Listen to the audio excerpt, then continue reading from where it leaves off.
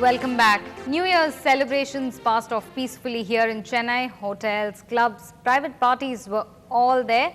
But as it happens every year in our city, the Marina Beach was one of the most popular spots to bring in the new year.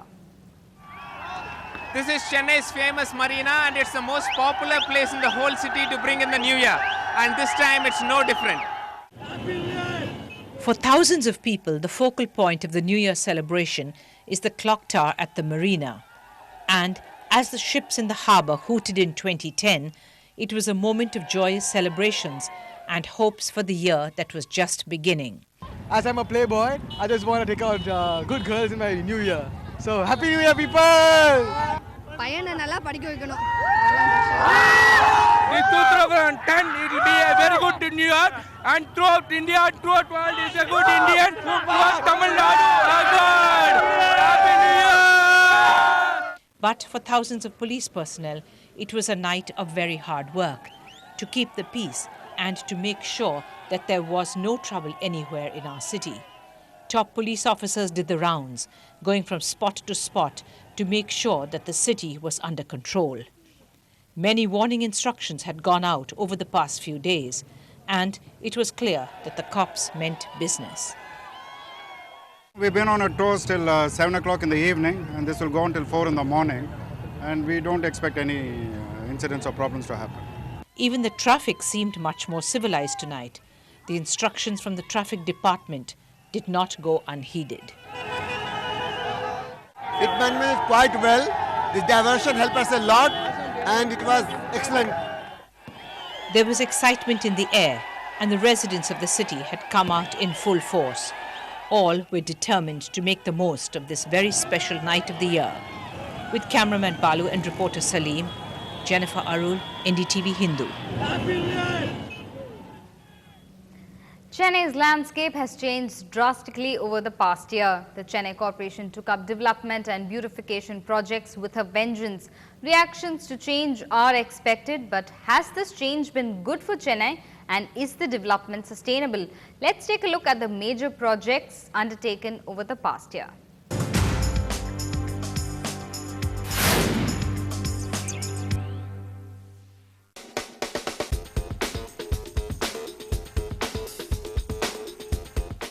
The most dramatic change that Chennai saw in 2009 was the Marina Beautification Project. Undertaken at a cost of 26 crore rupees, the 3-kilometer stretch between Napier Bridge and the lighthouse now has tiled promenades, lawns, galleries, footpaths and lamps. The city's favourite hangout has definitely moved upscale. The Elliott's Beach is also not being left behind. Then there's the Deputy Chief Minister's dream project, the Mammoth Kuam Cleanup Drive. Work on the project has begun. The groundwork included a delegation visiting Singapore to study river restoration projects there. But not everything has been about large-scale projects. In the past year, the corporation opened a number of parks across the city. If we know Chennai, we know its traffic. New flyovers and subways were opened across many arterial routes in the hope of ensuring smoother flow of traffic. Hoardings were removed, walls cleaned up, statues, murals and mosaic work added aesthetic value. But all of these major changes came at a huge cost. Marina Beautification 26 crores, Kuam Cleanup Drive 1200 crores, Elevated Expressway 1200 crores, Elliott's Beach Beautification 2.6 crores, 38 corporation parks 9.5 crores, road projects including flyovers and subways 50 crores.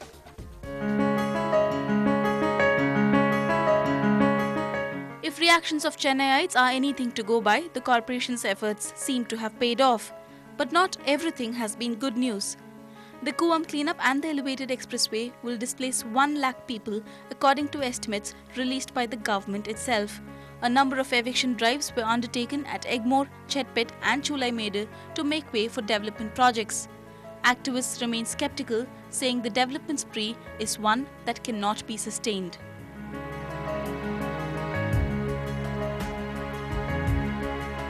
As the sun sets on the Chennai landscape, many hope that development in the new year will be more inclusive. The city will see much change in 2010 with the extension of the MRTS and progress on the Chennai Metro. the Singara Chennai dream may not be too distant after all. With Bureau Inputs, Nithila for NDTV Hindu. 2009 belonged to white-collar criminals and petty thieves. While murderers in the city came down, chain snatchers and burglars targeted gold. Let's see what the police and the criminals were up to during 2009.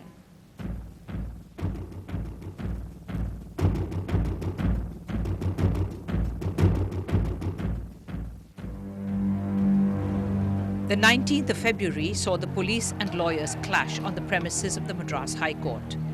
Its repercussions were felt almost immediately. T. Rajendran, a 1983 batch IPS officer, was posted as the new commissioner of Chennai Police, replacing his batchmate K. Radhakrishnan, who took charge of law and order for Tamil Nadu. After the 19th of February incidents, public opinion was stacked against the lawyers, but the court turned that on its head. The court held that the then City Police Commissioner K. Radhakrishnan and 3 other officers were responsible for the clashes. The buzz over the 19th February had barely quietened when a train hijacking incident happened on the 29th of April. In a bizarre rail accident, an unauthorized man ran an electric train for about 7 kilometers before ramming it into a goods train. It happened near the Vyasrapadi Jiva station and left 4 persons dead and 11 others injured. The case was transferred to the CBCID, but to date it remains unsolved. Whilst the overall number of murders in the city and the suburbs were far less this past year, there were some that stay in our memory.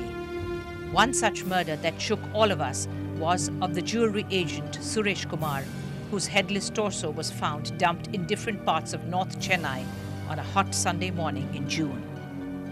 The victim's head is yet to be found, but the police successfully cracked the case and arrested a fellow businessman, Nemi Chand.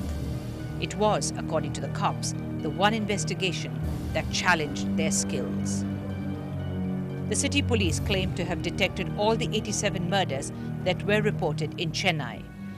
The suburban police too had a measure of success in solving the 63 murders that happened during the first 10 months of the year. Only 2 remain unsolved. An interesting trend also emerged. Every single murder was committed by a person known to the victim. Sex and pornography raised its ugly head. Residents of Chennai were taken by surprise when a Dutch national, Wilhelm, was arrested by the cybercrime police for uploading child pornographic materials onto the internet.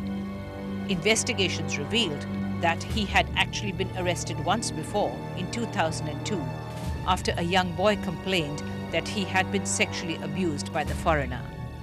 Hume has claimed he is in India to render social service. But in the world of thieves and pickpockets, it was the chain snatchers that ruled the day, or should we say, the year? Statistics revealed that they had got away with a daily booty of gold worth 1.8 lakh rupees. And for helpless women, along came pepper spray, which the police have now advised women to carry all the time, not just to protect themselves, but also their jewelry. But as the year winds down, we salute Chennai's top cop, Rajendran, for his efforts in reaching out to all of us. Working women, senior citizens, IT and hotel professionals, bankers, businessmen, school authorities, and, last but not the least, even kids. 2009 was clearly the year when Chennai's police put on a more friendly face. In Chennai, with Salim, Jennifer Arul, NDTV Hindu. All the sports news coming up. Stay with us.